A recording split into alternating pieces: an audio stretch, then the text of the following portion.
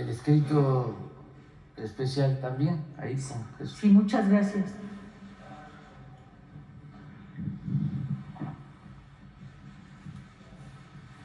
Muchas gracias, señor presidente. Muy buenos días. Marta Obeso, de Esfera Noticias y de la revista Naturopatía. La semana pasada usted, en el marco del Día Internacional de los Pueblos Indígenas, publicó un decreto con el cual se busca honrar los derechos de los pueblos originarios de México. En este decreto, señor presidente, no se contempla el derecho a ejercer la medicina tradicional en México, como se lo estaba solicitando los grupos a través de una servidora aquí en este espacio.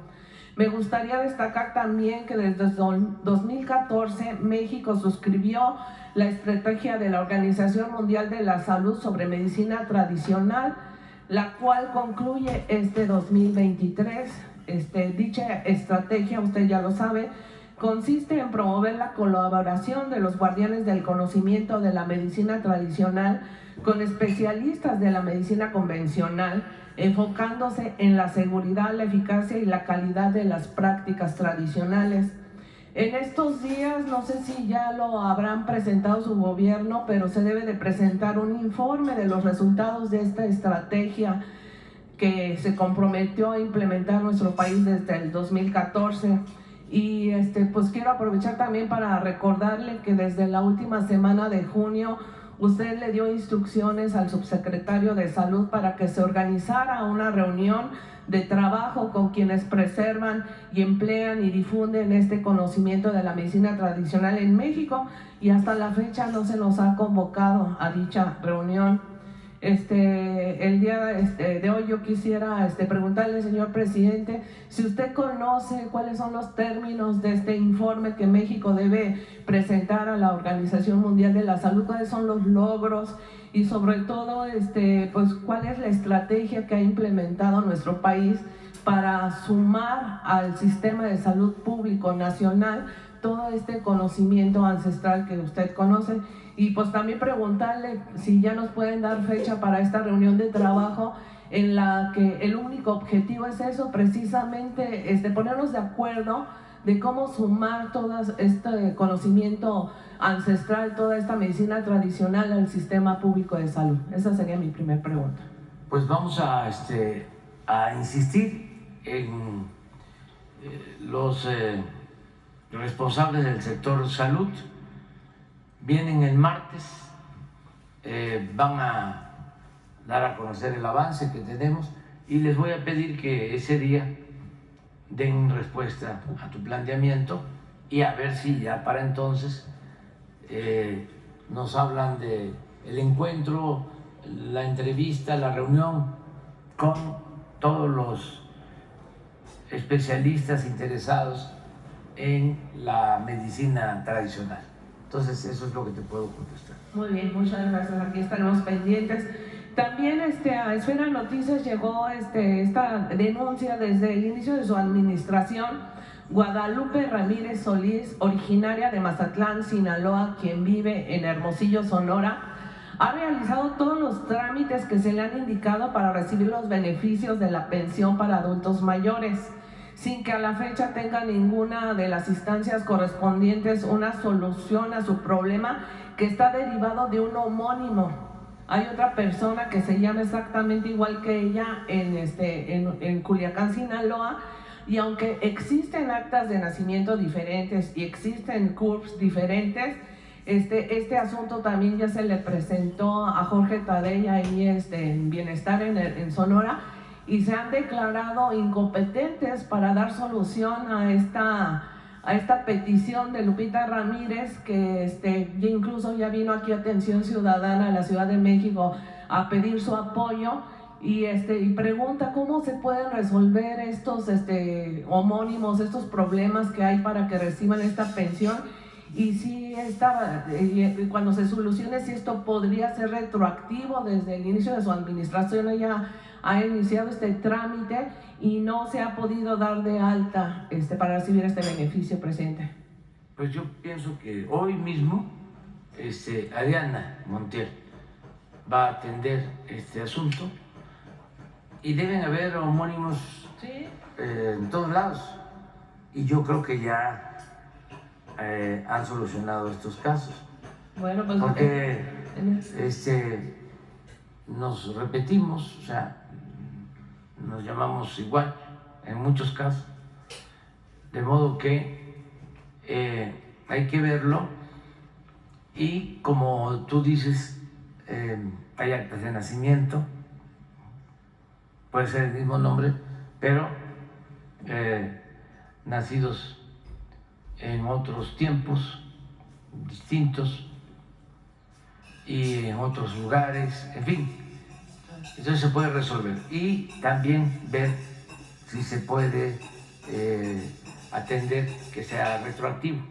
Eso hoy mismo lo vemos. Bueno, ahorita le paso a Jesús el folio de la atención ciudadana de esta persona. Te quiero decir, que aprovechar, de que son muy pocos los casos de denuncias por la falta de la entrega de la pensión a los adultos mayores, pero muy poquitos, afortunadamente. Y estamos hablando de 12 millones de adultos mayores ya que reciben su pensión. Y estamos llevando a cabo una transición, un cambio, para que ya solo se pueda cobrar la pensión en el Banco del Bienestar. Y aún con eso, ya la mayoría de la gente ha hecho su trámite y no hemos tenido ningún problema, muy pocos casos. Por eso no se va a significar ningún problema resolver esto, ¿no? Ok, muchas gracias. Y finalmente, señor presidente, también a la redacción de Esfera Noticias llegó la denuncia de que el coordinador de diputados de Morena en Puebla, el diputado Ignacio Mier Velasco, pues cuenta ya con 3 años de campaña ininterrumpida, sumando a la fecha 600 anuncios espectaculares en las principales ciudades y caminos del estado de Puebla. En promedio se ha hecho un cálculo de la renta de cada uno de estos anuncios espectaculares es de 40,000 pesos por mes, es decir, 24 millones mensuales que el diputado debe de cubrir cada mes para promover su imagen, siendo que aún todavía no pide licencia para empezar su campaña. Y pues preguntarle al señor presidente, bueno, también ha trascendido en diferentes medios en Puebla que millonario inversión en su posicionamiento de imagen es gracias a apoyos de la familia de la empresa Proyecta y de Pedro Aspe allá en Puebla, eso es conocido de todos.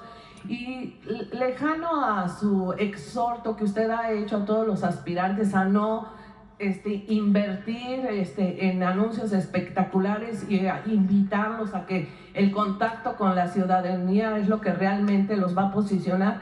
¿Qué opina usted de este despilfarro que hacen precisamente y diputados de Morena a la típica usanza de los partidos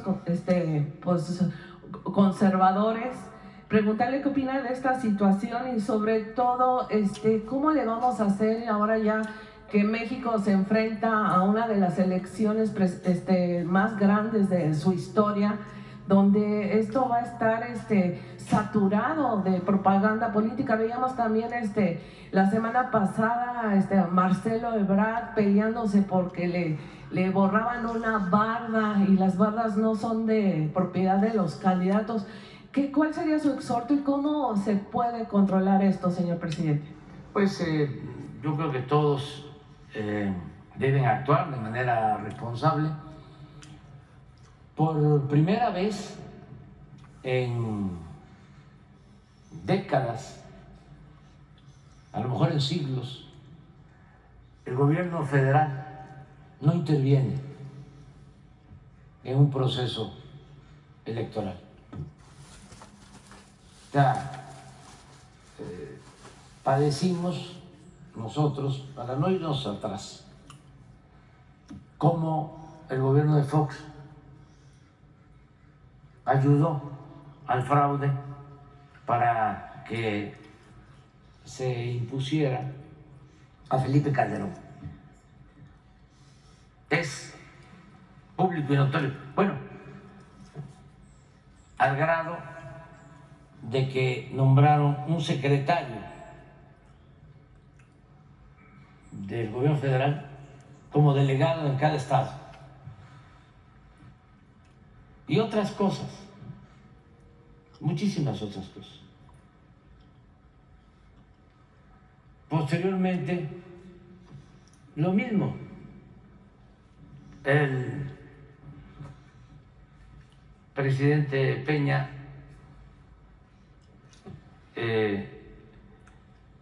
utiliza muchísimo dinero, mucho dinero. No estoy inventando nada, ¿no? Ahí está el caso de que era director de Pemex, que ha declarado que recibían dinero para la campaña. Desde luego muchísimo más que lo establecido por la ley. Pero no solo era el dinero, ¿no?, que recibían de todos lados, sino los medios convencionales. Aquí vimos, se enoja Ciro cuando lo menciono, pero 100 días en Milenio, creo que era televisión de Milenio, 100 días dando a conocer una encuesta truqueada, hecha por el que había ocupado el cargo de director del CISEN, el encargado del espionaje en la época de García Luna y en la época de Felipe Calderón, señor Valdés. Ciro, utilizando la encuesta de este señor, 100 días en Milenio, haciendo propaganda, mintiendo. Ya lo había hecho antes, con la misma encuesta, cuando la elección del 2006, cuando nos roban la presidencia. Y se enoja Ciro, pero no es para eso, porque ahora está haciendo también lo mismo. O sea, yo les puedo probar de cómo en vísperas de la elección del 2006 él presenta una encuesta con el mismo señor Valdés, que ya estaba trabajando con Calderón, con el candidato entonces Calderón, y presenta una encuesta en donde ya Calderón me había rebasado, preparando el terreno para el fraude. Y luego viene esto que les acabo de mencionar, de los 100 días de las encuestas cuando Peña, y ahora anda haciendo lo mismo, presentando encuestas en donde ya la candidata del bloque conservador, la que va a quedar, como lo dije desde hace creo que 2 meses, ya está en las nubes también, lo mismo, igual. Entonces, todas esas prácticas hay que combatirlas. Nosotros no utilizamos el dinero del presupuesto público para apoyar a ningún candidato, a ningún partido. No hay dedazo. para nadie. Y acerca de la publicidad, pues aquí hemos dicho de que eso no solo es indebido e ilegal, sino resulta contraproducente, porque la gente ya está muy informada, muy consciente, ya no se deja manipular. ¿Qué se va a dejar manipular? Cuando ve un cartel espectacular, hasta ni se parece el futuro candidato o candidata, ¿no? Todo le quitan como 10, 20 años.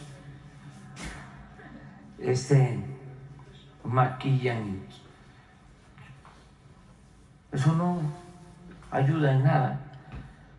¿Y qué hacer hacia adelante? Bueno, decirle a la gente, no te dejes engañar, no permitas que te manipulen, infórmate y actúa con libertad. Tu voto es libre, es secreto, decide de acuerdo a tu conciencia, no por la publicidad, porque esto no es de comprar un producto chatarra. Ya ven cómo a veces se consumen productos chatarras nada más porque bebe, toma, compra, consume, ¿no? Están dale y dale y dale y dale. Entonces es lo mismo, no se trata de introducir productos chatarras al mercado. La política es otra cosa, es un noble oficio. Pero en el caso de Puebla también, pues así deben estar los otros. O sea, aquí hay que cuidarnos, porque si vienen a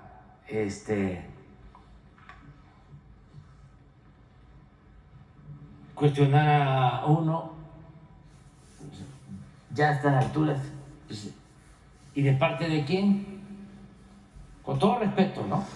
Porque no creo que sea el único caso. Pero no sabemos. No sabemos porque ahí hay otros. Yo le puedo decir, hoy puedo decir que los medios, independientemente de los espectaculares, los medios convencionales le dan más espacio al bloque conservador que a quienes buscan continuar con la transformación. O sea, pero tengo las pruebas.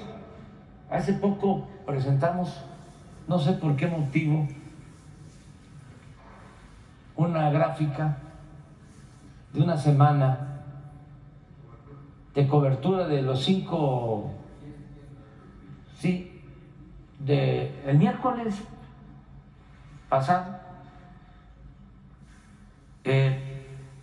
Y bueno, ya ni siquiera a esto, ya ni siquiera es nota, pues, porque ya sabemos que todo lo que hablan de nosotros es en contra.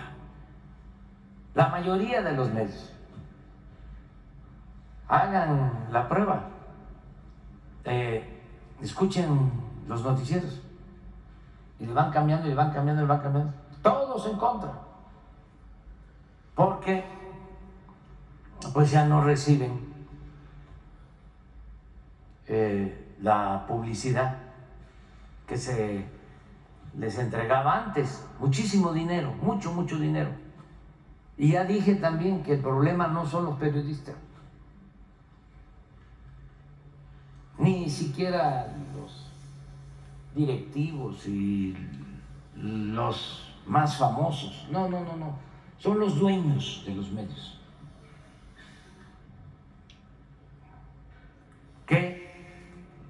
tienen estas empresas muy lucrativas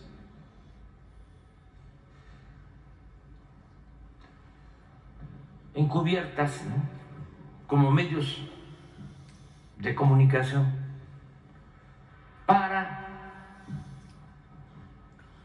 presionar al gobierno, chantajear a los gobernantes y obtener contratos de todo tipo para construir y administrar reclusorios. ¿No es así, Rosa Isela? Pues sí. Sí. Hospitales, carreteras, de todo, de todo. Los mismos medios estos que Claro, también. esos espacios publicitarios los están contratando diputados como el diputado Mier. Sí, pero yo trato de explicar el tema, ¿sí?, no personalizándolo, ¿sí?, porque además ya no puedo hablar, ¿no?, de quien ahora, ¿no?, es la predilecta de la oligarquía. No puedo hablar de eso. Entonces, pero todo eso, todo esto que está sucediendo es con miras a que no continúe la transformación, porque los que se han dedicado a saquear, a robar, quieren regresar. Yo también quiero que regrese, pero lo que se nos robaron. De modo que hay que seguir haciendo la denuncia para que se midan, y cuando vean a alguien que se anuncia mucho, hay que decir, ¿y quién pompó? Como decía mi paisano Chicoche, ¿quién pompó? ¿Cómo se llama el cartel este? Sí, ¿quién pompó? Espectacular. ¿Quién pompó? Y todo en general. Pero no solo es eso, es ustedes que son mirones, mironas, profesionales, hagan el análisis, agarren los noticieros de Fórmula y tráiganos aquí los resultados. Nada más Fórmula y tráiganos el resultado. Hagan un análisis del contenido de artículos, de noticias, de Reforma, y tráiganos los resultados. Para no hablar de todos, pero como vamos a seguir ejerciendo nuestro derecho de réplica y vamos a seguir garantizando el derecho a la información, pues aquí vamos a poder estar aclarando y contestando, ¿no?, calumnias, mentiras. Es muy importante lo que se dio a conocer hoy sobre el ministro de la Corte, que lleva 8 meses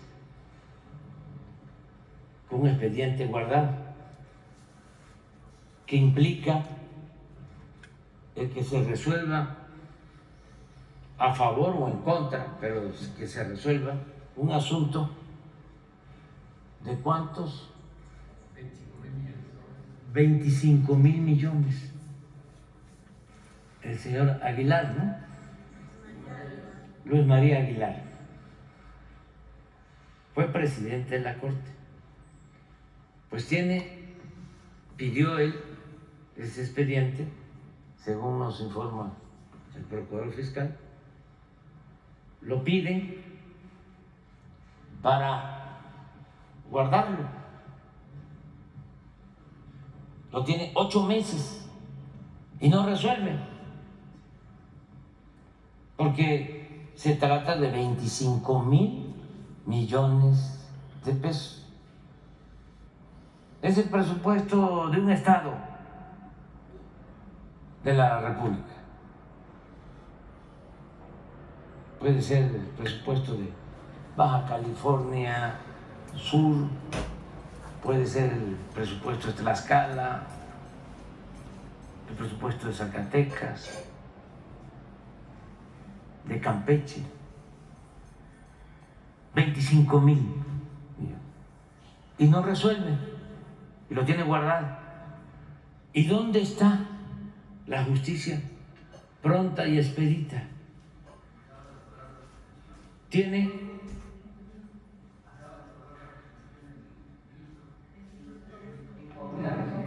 no, eso sí, rapidito, ahí sí hay justicia pronta y expedita, porque está en contra de nosotros. Son procesos distintos, pero no se miden con la misma vara. En este caso, como se trata de proteger un asunto en donde están de por medio 25,000 millones de pesos. No estoy diciendo que deban ya los jueces dar la razón al gobierno para recuperar ese dinero. No, estoy planteando que se resuelva de conformidad con la ley. Pero ¿cómo lo guardan? ¿Por qué lo meten? Lo tienen en la gaveta de su escritorio. Mientras, como tú lo señalas, presenta la gobernadora de Chihuahua un recurso, una controversia, y resuelve así. Yo creo que se llevó como una semana, ¿no? Unos días. ¿Y ya está por resolver? Ya, no, fast track, o sea, ya. Pero este otro caso, 8 meses. Hoy, ante el Consejo de la Judicatura,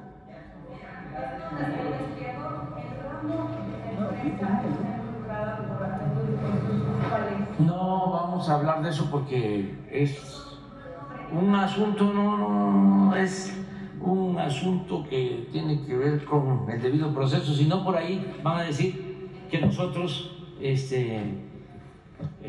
alteramos el procedimiento. No, es que tienen ellos un asunto desde hace 8 meses, este ministro, ¿sí?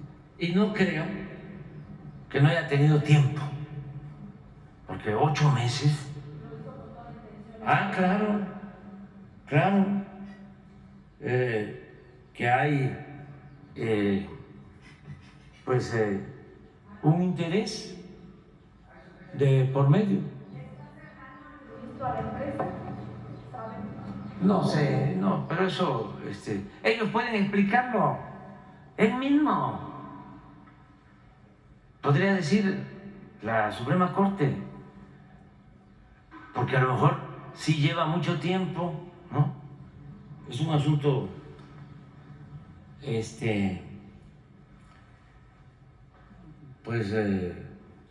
complejo, ¿no? Pues que lo informen, pero 8 meses.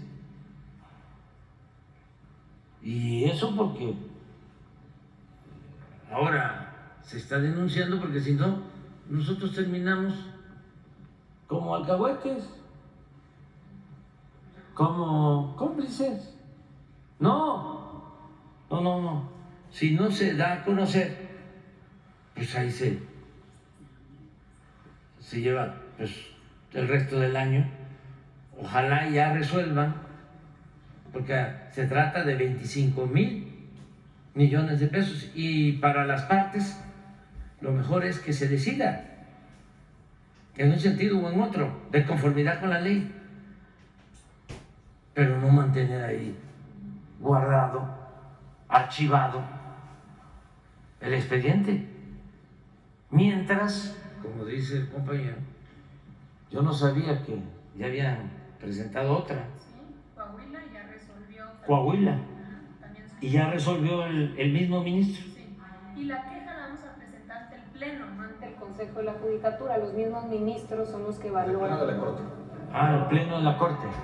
Que la Judicatura solo ve jueces federales y magistrados. Muy bien, muy bien. No, es que son abogados. A ver, Arturo, explícalo. ¿O tú lo quieres explicar? Sí. Bueno, la queja... Interesante, ¿no? Que todos aprendemos. Así es. Bueno, en efecto, como aquí se dijo, se resolvió también la controversia constitucional que presentó Coahuila y también resolvió el mismo ministro el suspender la distribución antes de que se resuelva, hasta en tanto no se resuelve el fondo. Y lo otro que planteaba el presidente es presentar una queja ante el Pleno de ministras, de ministros, precisamente por esta circunstancia de dilación en resolver. Como aquí el procurador decía, el Consejo de la Judicatura es este órgano que vigila a jueces y magistrados, pero en el caso de ministros no se puede presentar las quejas ante el Consejo de la Judicatura, que no tienen competencia para poder vigilar a los ministros. Son los propios ministros los que se vigilan a sí mismos. Por eso vamos a plantear esta queja ante el Pleno de la Suprema Corte de Justicia. Presidente, Coahuila, ahora Coahuila y Chihuahua, que ya tienen esta suspensión vigente. Hay que esperar a ver, en definitiva, que se resuelva. Nosotros vamos a respetar esta decisión, aunque pues tenemos derecho a manifestar de que se trata de una decisión arbitraria, injusta, tendenciosa, conservadora y politiquera. Sí, pero vamos a esperar a ver si antes resuelven en definitiva. Si no, pues los padres de familia, las maestras, los maestros, pues tienen que manifestarse y que los padres de familia sepan que no se entregan los libros porque lo están impidiendo la gobernadora en el caso de Chihuahua y este ministro Aguilar.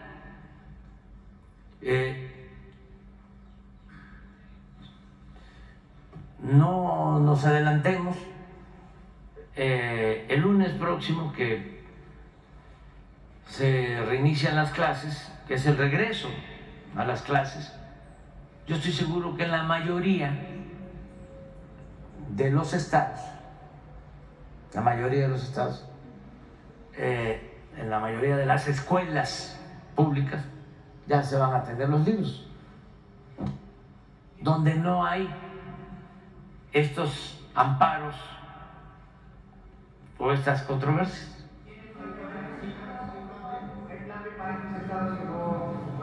No nos adelantemos, o sea, vamos a esperar.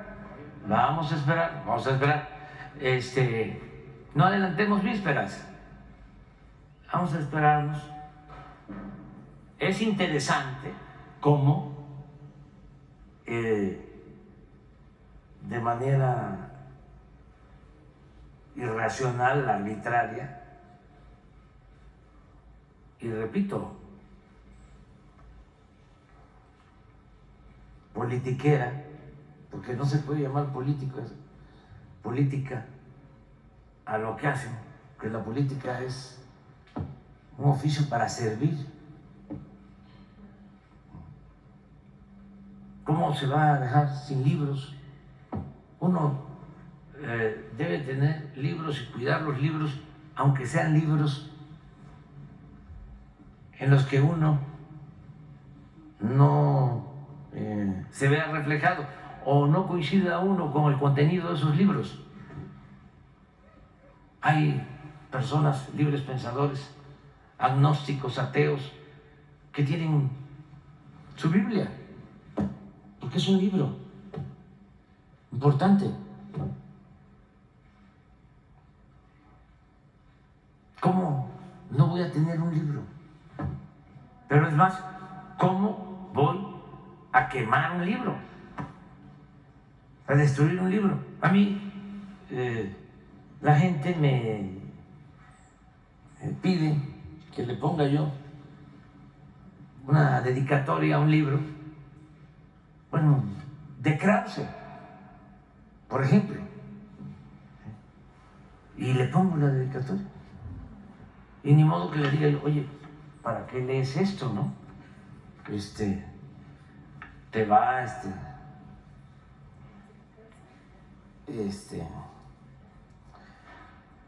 a hacer daño. No,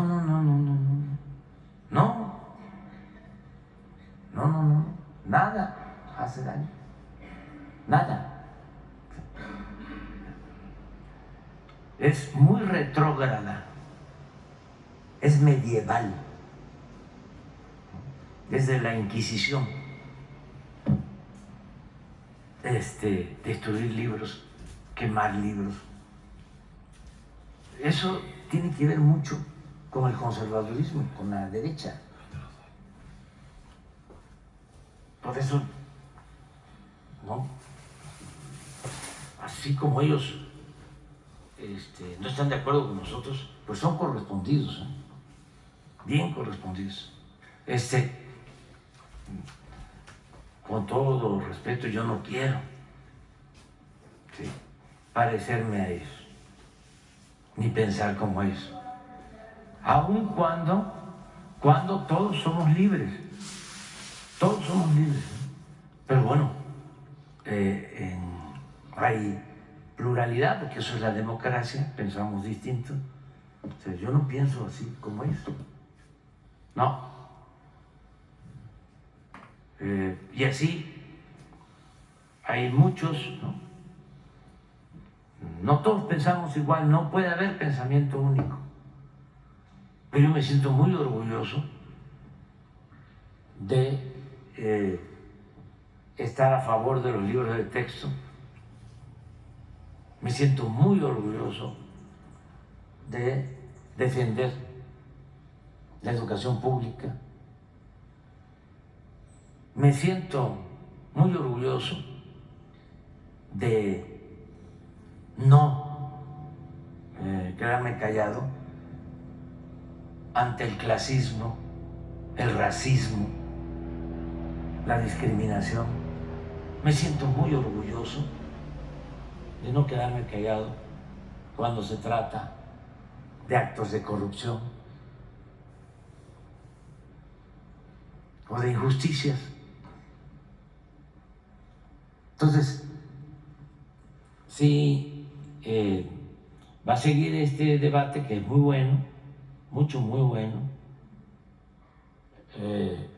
y vamos a ver qué van a resolver al final. Sí, pueden haber otros.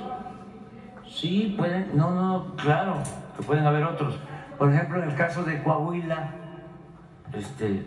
yo también me pregunto, el gobernador gobernador actual ya va a terminar. Sí, ya está pensando pues, en ver qué otro cargo ocupa. Entonces, utilizar esto para proyectarse.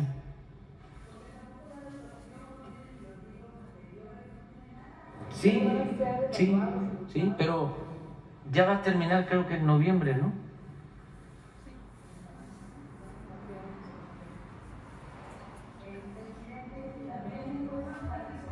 Frenó la entrega de libros y ordenó usar los viejos, los anteriores, en Jalisco.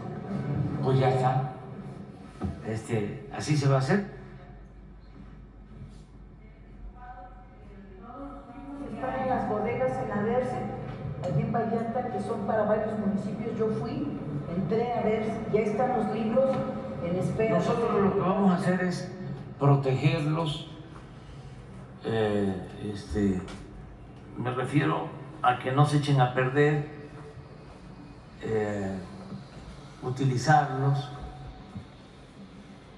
ni modo que nos prohíban entregar libros a los que quieran tener libros. Puede ser que se amparen también, ¿no? Sí, por ejemplo, por las casas. ¿Quién quiere? Tianguis. Tianguis de libros.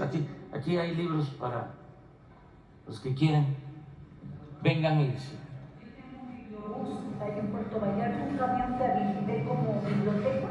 ahí está, por ejemplo. Sí, claro. Claro. Pero no nos adelantemos. Espérense. Vamos, adelante. Gracias, buen día, presidente. Arturo Contreras, de Pie de Página. Buen día a todas las personas que nos ven y nos escuchan. Uno de los propósitos del Tren Maya es redistribuir la riqueza que llega del turismo y que no se quede solo en unas grandes empresas, según nos ha dicho. Con este motivo, en 2021, Fonatur, junto con el INAES, el Instituto Nacional de Economía Solidaria, Social, firmaron un convenio con una asociación de cooperativas dedicadas al turismo en los 3 estados de la península, en la cual se proponían hacer trabajos para esto, ¿no? Para beneficiar a las cooperativas de turismo. Estamos hablando de pequeñas empresas que dan tours, ¿no? Servicios de guía y demás ahí en la península. Sin embargo, este convenio, un convenio marco, quedó abandonado y no se ha movido desde que se firmó, desde 2021. Entonces, muchas de las personas, muchos de los cooperativistas que se dedican al turismo en la península, pues tienen como la duda, ¿no? De qué va a pasar con ello. O sea, ellos ven al tren como sí una oportunidad de mejorar sus ingresos y de tener un mercado mucho más amplio. Sin embargo, no ven las herramientas que vayan a permitir ir haciendo esto, ¿no? Incluso a ellos se les había dicho que iban a tener oportunidades de tener locales cerca de las estaciones del Tren Maya para poder comerciar con ello. Entonces, queda en duda, muchos están preocupados y ya no saben si van a poder entrar a este mercado, y la preocupación más grande es que el gran mercado de turismo que se va a generar a partir del tren pues quede en manos de los mismos empresarios. Entonces, ¿qué ha pasado con este convenio marco y qué se le puede decir a estas comunidades? Bueno, se está trabajando. Hace unos días estuvo aquí la gobernadora Mara Lezama de Quintana Roo y habló de cómo promover actividades turísticas aprovechando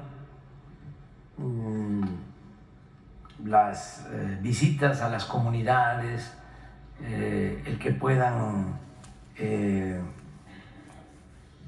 vivir turistas en casas de familias campesinas, que conozcan cómo es la vida en las comunidades originarias, las comunidades indígenas, y que ahí puedan adquirir artesanías, se puedan hospedar,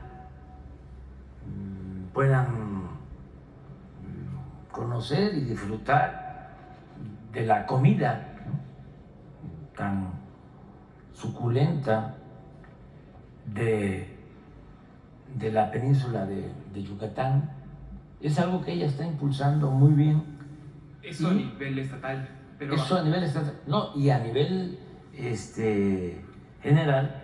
María Luisa Albores está trabajando en esto, tiene acuerdos con cooperativistas, con productores de miel, ¿sí?, están trabajando en esto. Vamos a pedirle que informe sobre este acuerdo, a ver quién lo suscribió.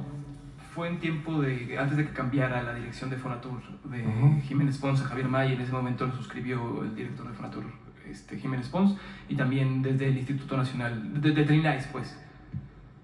Lo vemos, ¿sí?, para ver qué se tiene que hacer. Yo creo que sí se va a ayudar mucho a la gente, mucho, porque va a crecer el turismo y sobre todo se va a lograr que lleguen más turistas al sur de Quintana Roo, a Campeche, ¿sí?, desde luego a Yucatán, hasta Chiapas y Tabasco, por el tren. Y se están construyendo muchos locales comerciales para artesanías en todos los sitios arqueológicos, ¿sí?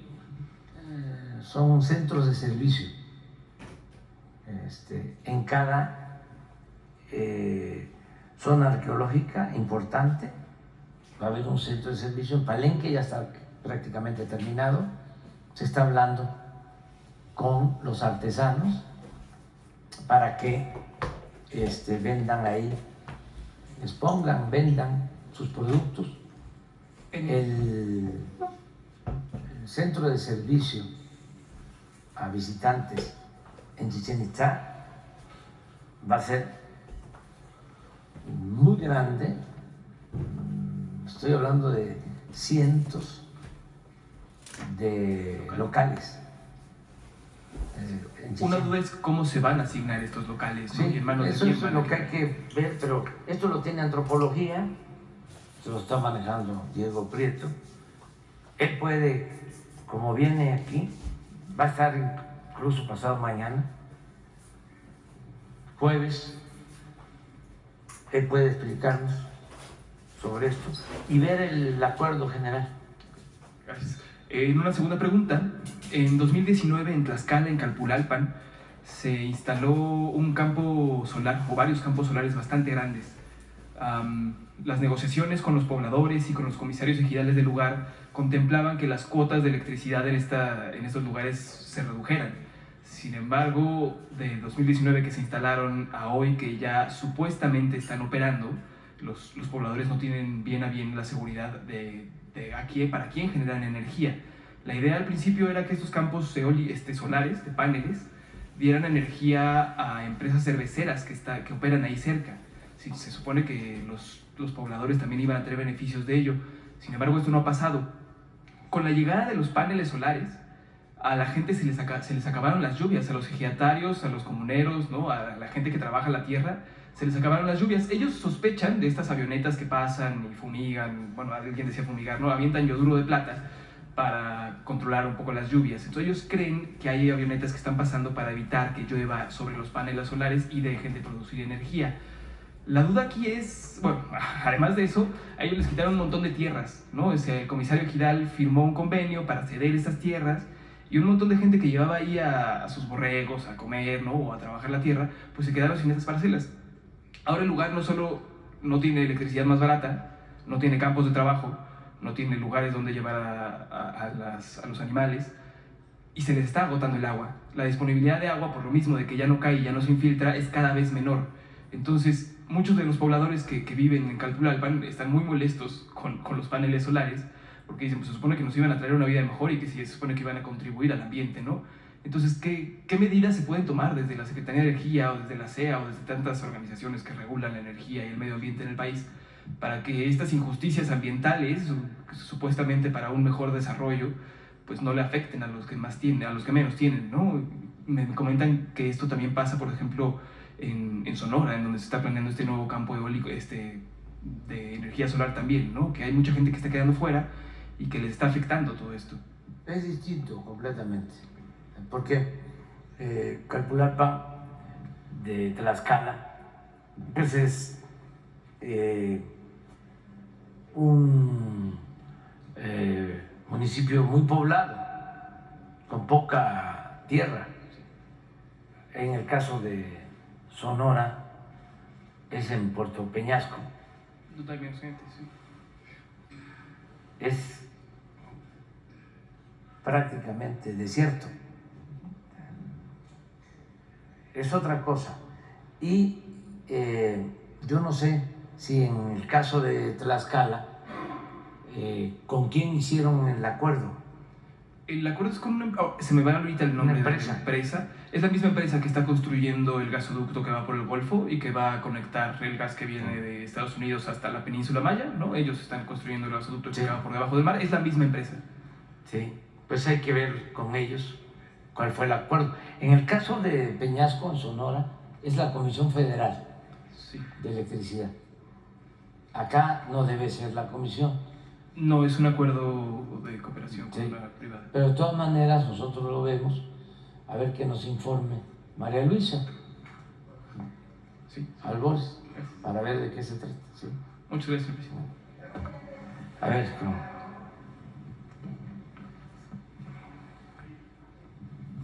Buenos días, presidente. José Manuel Fuentes de Capital 21. Me gustaría retomar el tema de los libros de texto porque, bueno, el grupo parlamentario de Morena en el Congreso de la Ciudad de México tiene una iniciativa en donde se pide que se castigue con hasta 15 años de prisión a aquellas personas que inciten pues, a la quema de libros o organicen o patrocinen pues, destruirlos, y pues habrá pues, una multa prácticamente quienes hagan este tipo de delitos. Quiero saber su opinión al respecto, presidente. Yo pienso que tiene que ver más con convencer, persuadir. Hay que informar para que la gente no se deje manipular, porque es una campaña del conservadurismo. Las han habido en otros tiempos, desde que se aprobó el artículo 3 de la Constitución de 1917. Surgió un grupo en contra de la educación pública y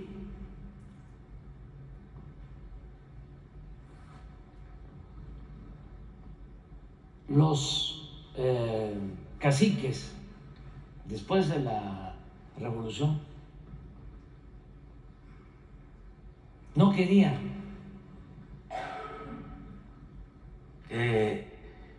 que se impartieran clases en los pueblos.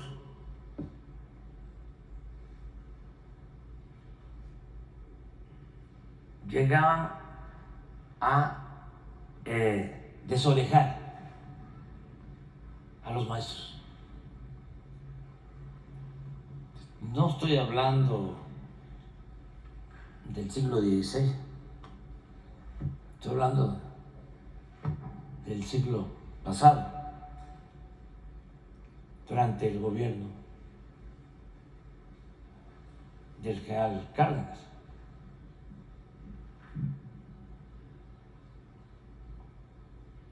Llegó a decir el general en ese entonces: le voy a devolver, a entregar de nuevo a los campesinos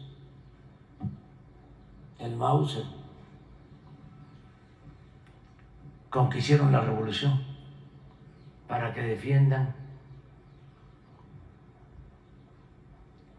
el ejido y la escuela. Muy fuerte. Palabras más, palabras menos, pero está en su ideario, porque había toda una campaña contra de la educación pública. Y luego, cuando surgen los libros de texto con el presidente López Mateos, lo mismo. Es como si se repitiera la historia. ¿No tienes el texto de Torres Bodet? Sí. Van a ver cuánta similitud.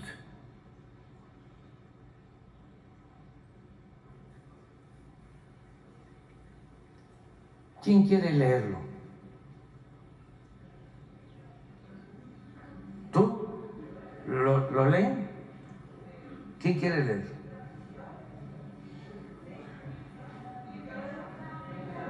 ¿Quién?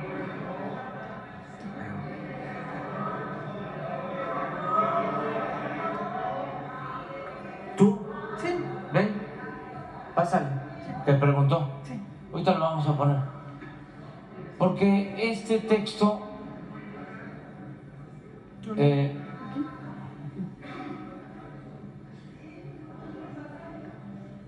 porque ayuda mucho. O sea, van a encontrar bastantes coincidencias, similitudes con lo que está haciendo la derecha ahora, el conservadurismo ahora. A lo mejor no todo el texto, porque es parte de sus memorias, pero lo esencial. Bueno, todo.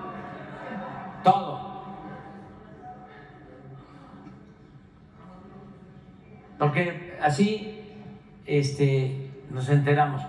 Para contextualizar, se decide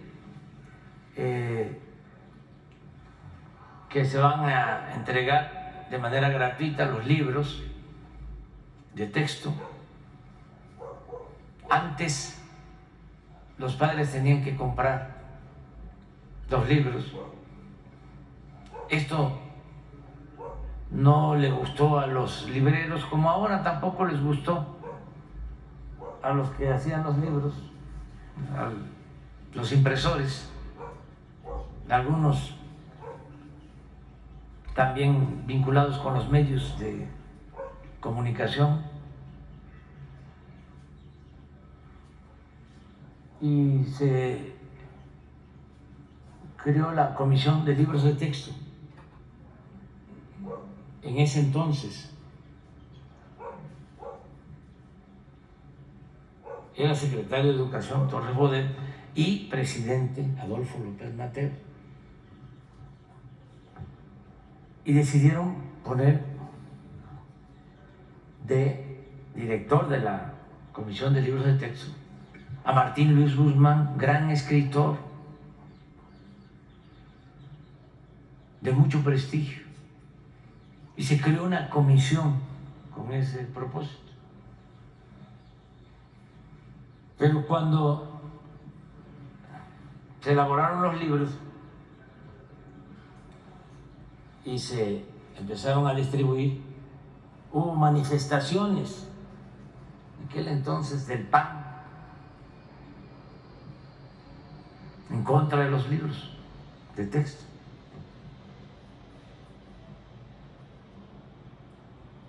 Torres Bodet no lo explica así, porque actúa de manera muy respetuosa y diplomática, ¿no? Pero sí se generó todo un movimiento.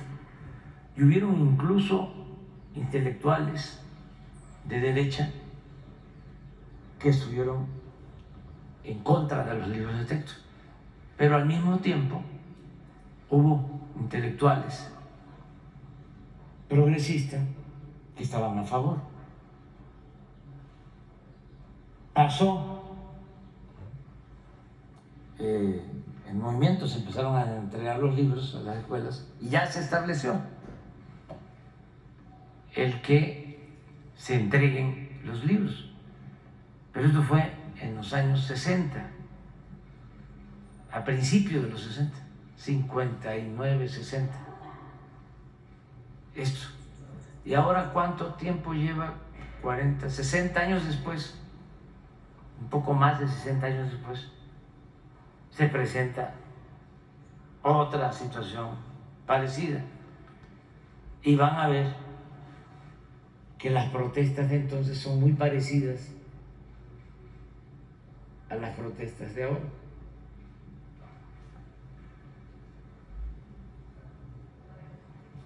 ¿Qué asunto? ¿Ya?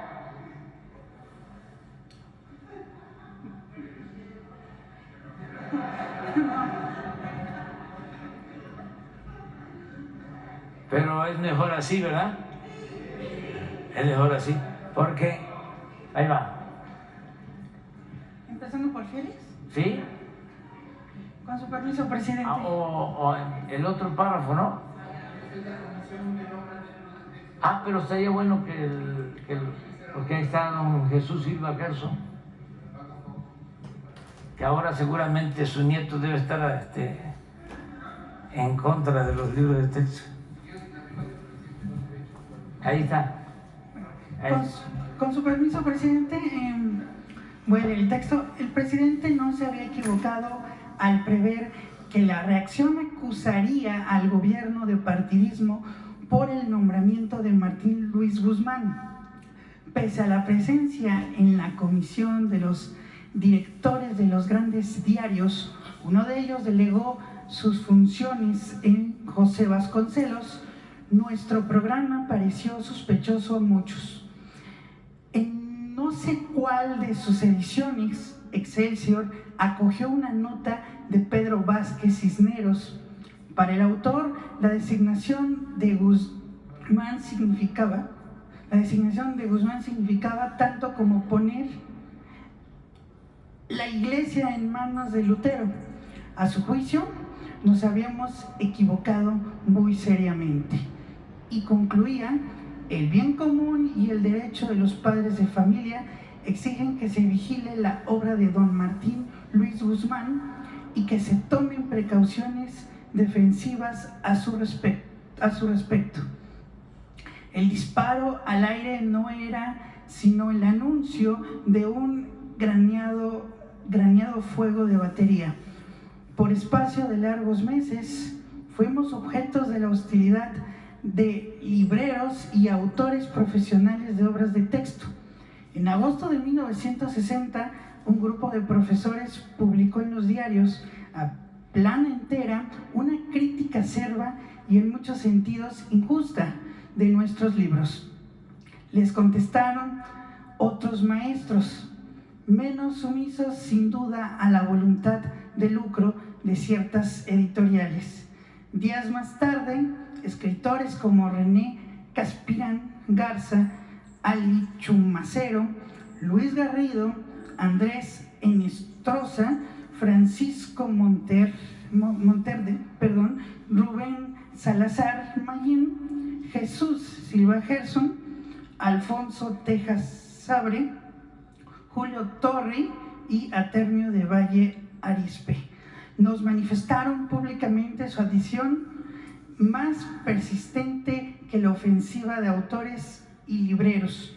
Resultó que la iniciaron opositores sistemáticos del gobierno, quienes fingían ver en Martín a Lutero mismo y que por ciertos arranques suyos parecía juzgarlo más peligroso que su germánico homónimo. homónimo, el que se negó a retractarse en Worms. Fieles a sus preceptos no confesados, aunque emanaban en ocasiones de cautelosos confesionarios, las escuelas particulares declararon un clandestino boicot contra los libros de la secundaria. De la secretaría, perdón.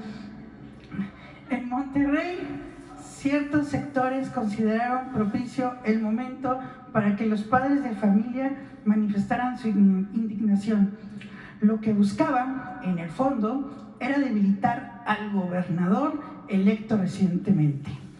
Se le pedía que no permitiese la distribución de los libros de texto gratuitos en los planteles del Estado, pero se esperaba, sobre todo, obtener un cambio de frente en la selección de sus colaboradores.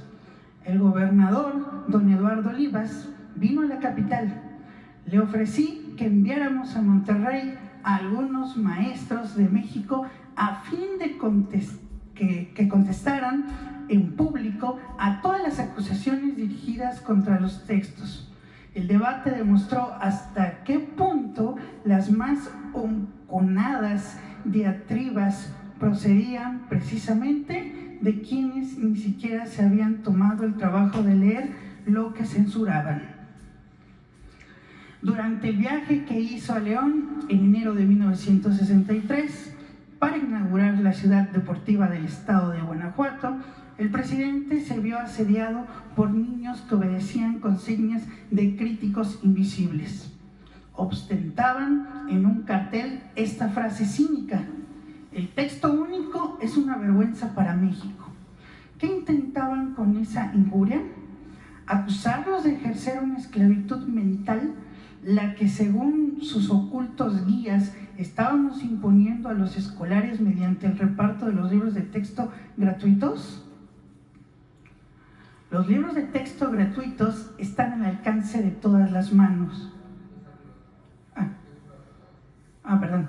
Lo que es una vergüenza para México, contestó el presidente, es que las fuerzas oscuras que no dan la cara se valgan de los niños para decir un pensamiento que no tienen el valor de expresar. Y esas mismas gentes irresponsables quieren además engañar al pueblo. Hablan de un texto único como si ese texto pretendiera deformar la conciencia nacional, pero ocultan que es un texto gratuito para que llegue a los hijos de todos los mexicanos y que es el único texto gratuito. En efecto, como el libro gratuito servía de base en las pruebas para atestiguar el aprovechamiento de los estudios, se le tildó fácilmente de libro único. En vano, reiteramos con insistencia que, además del gratuito, los maestros podrían recomendar otros volúmenes de consulta. Desde febrero de 1962 me había visto obligado a hacer a la prensa estas declaraciones. Los libros de texto gratuitos están al alcance de todas las manos. 37 millones de ejemplares han sido ya distribuidos. 22 millones más serán editados en el curso de los próximos meses. ¿Cuántos mexicanos saben leer? ¿Cuántos mexicanos saben leer han tenido la oportunidad de considerarlos? ¿En cuál de todas sus páginas hay alguna orientación que se aparte de los principios y los ideales de nuestra democracia? Son obras escritas dentro de una voluntad positiva de unión patriótica, sin pasiones y sin rencores. Millares de padres de familia los han aprobado expresamente, según lo atestiguan las publicaciones reproducidas en la prensa capitalina y lo confirman día a día los informes enviados por las direcciones de educación en los estados y territorios. Muy bien, hasta ahí. Pero bueno, ahí da la idea de aquella polémica de hace más de 60 años. Entonces ahora, de nuevo, se presenta esta situación y hay que esperar Gracias, presidente. En una segunda pregunta, me gustaría saber cuáles son los avances en las negociaciones en el Tratado de Libre Comercio con respecto al tema energético que se ha disputado desde el año pasado. Bueno, no tenemos ninguna discrepancia en cuanto a la cuestión energética, en particular en lo relacionado con el petróleo, porque en el tratado se establece que el petróleo es de la nación, es de México, de todos los mexicanos, y no está sujeto a ningún acuerdo, a ninguna negociación con ningún país extranjero. Es un recurso de nuestra nación para beneficio de los mexicanos. Ahí no tenemos diferencias. Ahora solo existe una consulta que puede llevar a paneles, a un tribunal, por el maíz transgénico, o para que no se sientan ofendidos los que opinan de otra manera, el maíz que presuntamente es transgénico.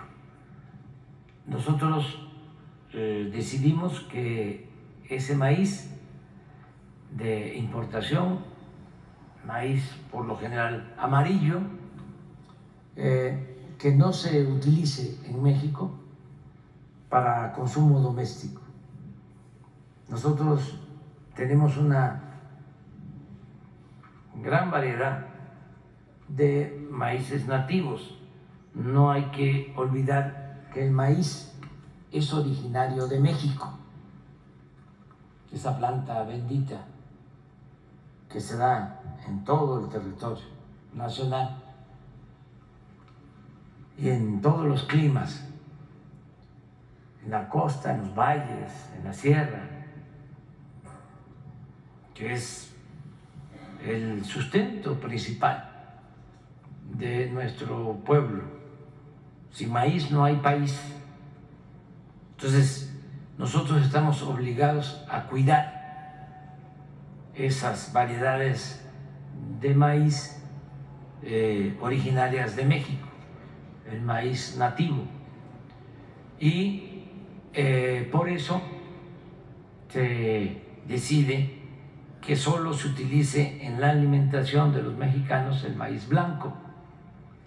Y México es autosuficiente en la producción de maíz blanco. O sea, no necesitamos importar maíz para consumo doméstico. Se importa maíz porque no somos autosuficientes para forraje, para alimentación de aves, de cerdos. Eso no se prohíbe, se está importando maíz amarillo, que se considera por algunos maíz transgénico. Entonces, el acuerdo que nosotros tomamos es no utilizar ese maíz para consumo doméstico, sino utilizar maíz blanco. Y por eso se inconformaron los productores de maíz importadores de Estados Unidos y presentaron a través de su gobierno esta protesta. Y nosotros aceptamos que se investigue sobre este asunto porque ellos sostienen que no es dañino el maíz transgénico. Y hay la opinión de científicos, investigadores mexicanos, contraria, en el sentido de que sí daña la salud, que puede resultar dañino ese maíz a la salud y que se necesita hacer una investigación seria, a fondo, para resolver de una vez por todas si es dañino o no ese maíz amarillo o presuntamente transgénico. Nosotros ya empezamos a hacer esa investigación con un grupo de científicos del CONACYT y les estamos proponiendo, desde antes de que presentaran su queja, les propusimos, yo personalmente le dije al secretario de Agricultura de Estados Unidos que se formaran grupos de trabajo para llevar a cabo una investigación, porque esto, si se demuestra de que el maíz transgénico daña la salud, pues no solo afecta a México, afecta a consumidores de Estados Unidos y afecta pues a consumidores de otros países. Y por encima del interés económico y por encima, desde luego, del interés de lucro, debe estar la protección de la salud de los pueblos, no solo de los mexicanos, sino estadounidenses y de todos los pueblos. ¿Cómo vamos a estar comiendo veneno? ¿Cómo vamos a estar ingiriendo químicos dañinos? ¿Por qué? ¿Nada más por el negocio? Entonces, ¿es más importante el dinero, vale más el dinero que la salud? Yo digo que no. Entonces, eso es lo que se está viendo ahora. En el caso del petróleo no, porque fíjense que cuando estábamos de observadores en la negociación del tratado, nosotros nos opusimos a que se estableciera un capítulo completo en donde se comprometía nuestro petróleo en el tratado comercial. Y ya habían negociado con el gobierno anterior de México ese capítulo. Estamos nosotros entrando, yo era presidente electo y me opuse. Como todavía tenía que pasar el tratado por el acuerdo del Senado y ya para entonces ya íbamos a estar en la presidencia, ya iba yo a estar como presidente constitucional, pues les dije de que no íbamos nosotros a aceptar eso, que no aceptábamos ese capítulo. Creo que es el capítulo 9 del tratado. Y era así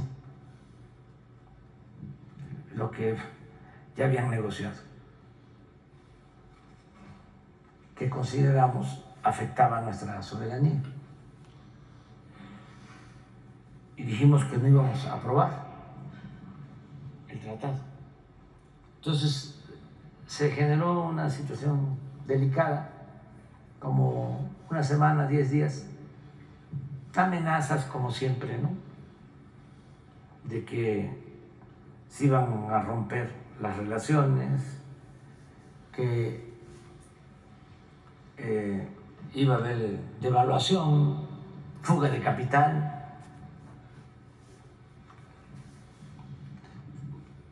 Muchas cosas en contra, si no aceptábamos. Y dijimos no aceptamos. Se rompieron las pláticas. Y nadie se atrevía a irle a decir al presidente Trump de que se habían suspendido las pláticas. Nadie se atrevía porque pues pensaban que la reacción del presidente iba a ser muy fuerte. No, le dijeron después de 8 días, 10 días, le informaron de que estaban suspendidas las pláticas porque nosotros no aceptábamos el capítulo sobre el petróleo. Y la respuesta del presidente Trump fue, bueno, preguntó, ¿y qué opinan? ¿Y qué es lo que ellos quieren? Pues que no se incluya el capítulo. Y están proponiendo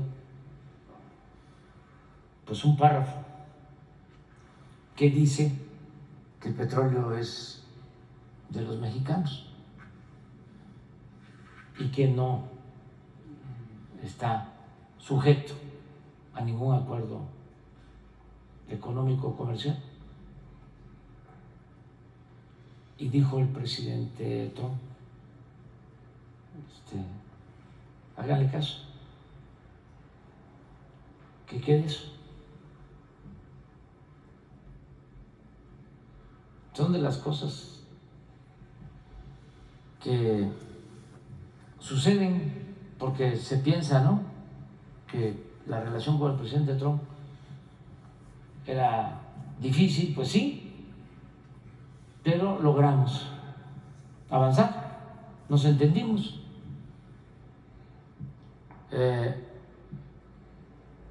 Y con el presidente Biden también. Él es muy respetuoso, el presidente Biden, pero hemos tenido la suerte de que los dos presidentes con los que hemos tratado han respetado la soberanía de México. Ahora enfrentamos un acto también, así como estos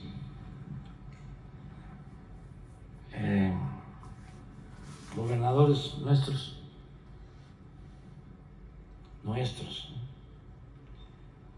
que presentan amparos con los libros de texto para hacer politiquería. El gobernador de Texas, también para hacer politiquería, puso unas boyas en el río Bravo con alambre de púa. Ni siquiera mucho, sino 300 metros.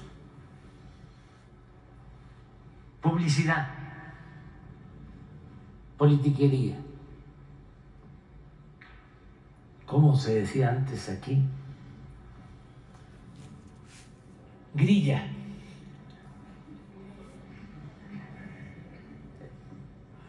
Y pues esas boyas las pusieron, invadían una parte de nuestro territorio. Aún en el río se probó de que estaban invadiendo nuestro territorio. Y hubo una nota diplomática y el presidente Biden también se portó a la altura de las circunstancias, presentó una denuncia, porque además no le corresponde al gobernador de Texas esto que tiene que ver con la política internacional, los asuntos fronterizos. Como aquí en México, un gobernador no puede hacer relaciones con ningún gobierno extranjero. La política exterior tiene que ver con el gobierno federal. Pues es parecido. Ahora, hace 2 días, y qué bueno que lo hizo, ya el gobernador de Texas mandó a recorrer a su territorio las boyas. Ya quitaron las bases que utilizaron para poner esas boyas con alambre de púa.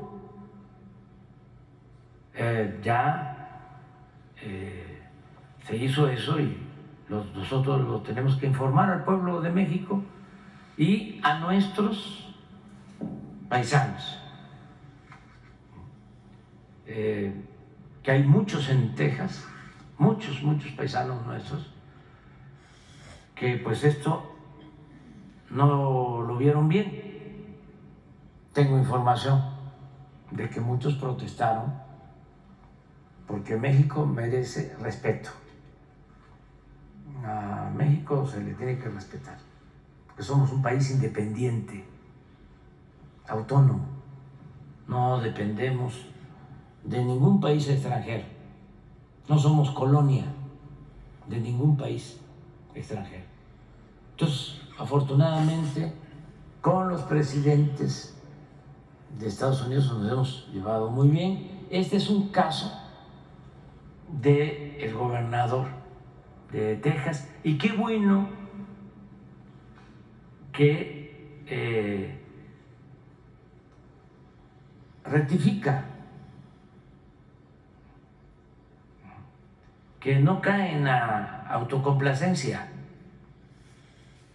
Es de sabios cambiar de opinión. Qué bueno que él toma esta decisión.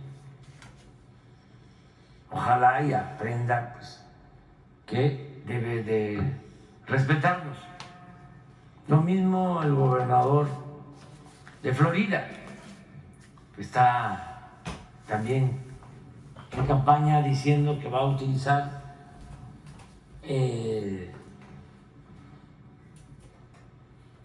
pues armas, cañones, misiles, ¿no?, para combatir el narcotráfico en México. Primero, nosotros estamos cumpliendo con nuestra responsabilidad y aquí están los datos, enfrentando a la delincuencia. Segundo, y es lo más importante, lo que dije, somos independientes. ¿Cómo van a amenazar? Por eso al señor DeSantis, con esos arranques propagandísticos, politiqueros, no le ha ido bien. He estado viendo encuestas y con todo respeto, pues no levanta, porque tiene una política antimigrante, una política inhumana, discriminatoria, y los estadounidenses no ven bien eso. La mayoría del pueblo no ve bien eso. Pero tiene que ver mucho con la temporada, con el que van a haber elecciones en Estados Unidos y ya están queriendo culpar a México, que por la migración, que por el fentanilo, que por el tratado.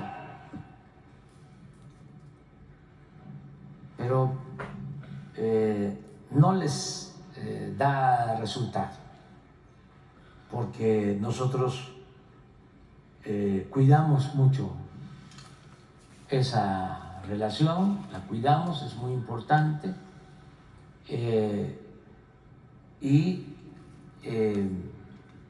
no incumplimos ningún compromiso, ayudamos, cooperamos. En el caso del fentanilo estamos ayudando, porque es un asunto, independientemente de las relaciones económicas, comerciales o de nuestra vecindad, es un asunto humanitario. Es un asunto muy grave, es una pandemia que ellos están enfrentando, que le causa la vida a 100,000 jóvenes cada año. Entonces nosotros tenemos que ayudar en eso, estamos cooperando. Y lo mismo en el tema migratorio. También se ha avanzado, poco a poco, pero se va avanzando. Estamos reconociendo que el presidente Biden es el primer presidente de los últimos tiempos que no hace muro. Todos los demás, republicanos o demócratas, hacían su tramo de muro, también por publicidad. Y lo segundo, que el presidente Biden es el primero desde la época del presidente Roosevelt que establece un mecanismo legal para que los migrantes, haciendo un trámite, puedan llegar a Estados Unidos y que no se vean obligados a entrar de manera ilegal y corriendo todos los riesgos y peligros. Entonces, ya han entregado visas humanitarias en este año a cerca de 700,000 personas. Eso no había sucedido antes. Abrieron una vía legal y hermanos venezolanos, cubanos, haitianos, colombianos, de otras nacionalidades, pueden hacer sus trámites para ingresar a Estados Unidos. Eso no existía. Entonces, vamos a seguir trabajando juntos. Muchas gracias, presidente. Bueno, vámonos a desayunar.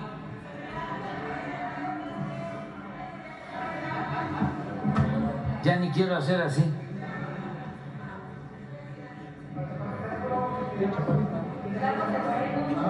Mañana. Miren, se sigue cooperando, ayudando en toda la investigación para encontrar a los jóvenes de Los Altos, del Lago de Morenos. Hasta ahora no se tiene nada en definitivo. Eso es lo que puedo informarles. No podemos pues transmitir más información que esa. Se están haciendo análisis, estamos ayudando al gobierno de Jalisco. También quiero aprovechar para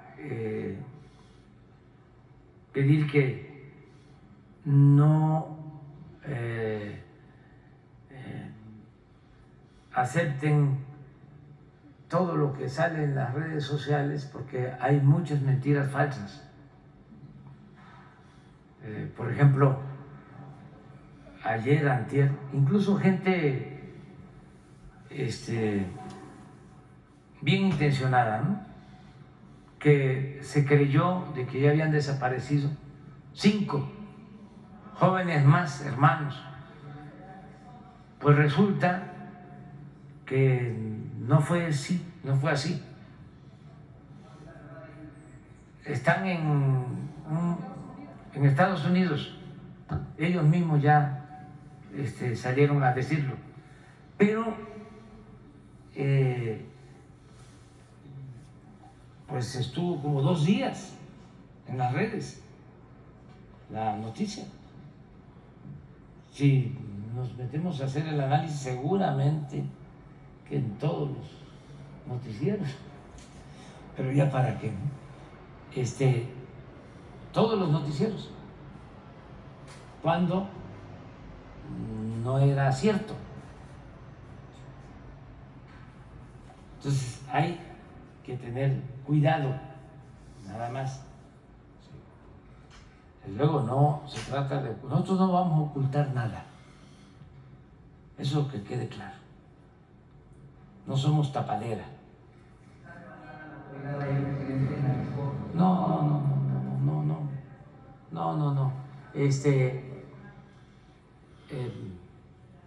Es no estar creyendo todo. Hay mucha manipulación.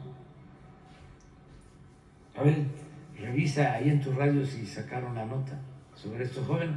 Sí la manejaron. Ese es el problema, pues. Pero digo... Recientemente, ¿cuántos desaparecidos más? No, sí, pero es que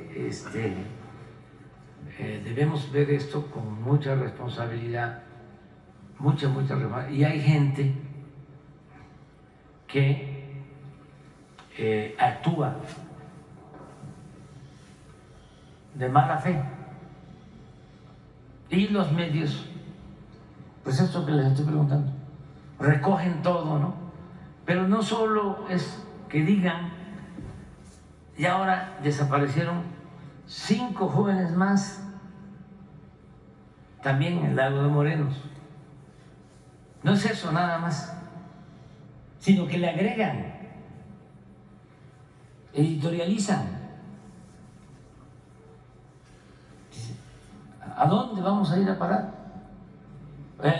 Eso es lo más suave, que le agregan los conductores de radio. El gobernador sí dijo que el gobierno federal haga su trabajo, pero él cuando lo hace. No, pero ya no nos metamos en eso. Muestro de Jacqueline Salgado en Guerrero, que fue el día de ayer a la hora de la tarde. Sí, lo estamos analizando. Es más, se está ya haciendo un trabajo de investigación sobre eso. Sí, pero no ocultamos nada, absolutamente. Y lo que nos importa, pues, es actuar y que no se cometan estas violaciones, estos secuestros, los crímenes. Estamos luchando para pacificar a nuestro país. Muy bien. Mira, por ejemplo, eso precisamente.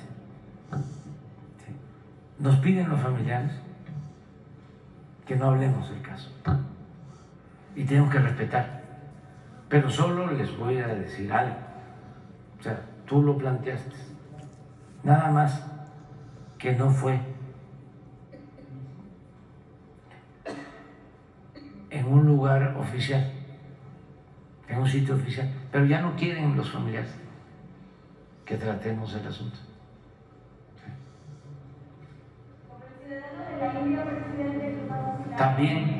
También se está haciendo la revisión del caso, ya se tienen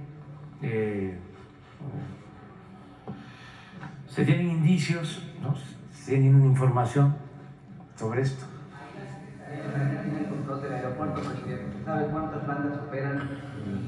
Y hay la posibilidad de, ¿se sabe cómo operan desarticular esas bandas? Porque no es algo nuevo. No, está atendiendo muy bien la Secretaría de Marina el aeropuerto. Ya no es el tiempo de García Luna y de Calderón,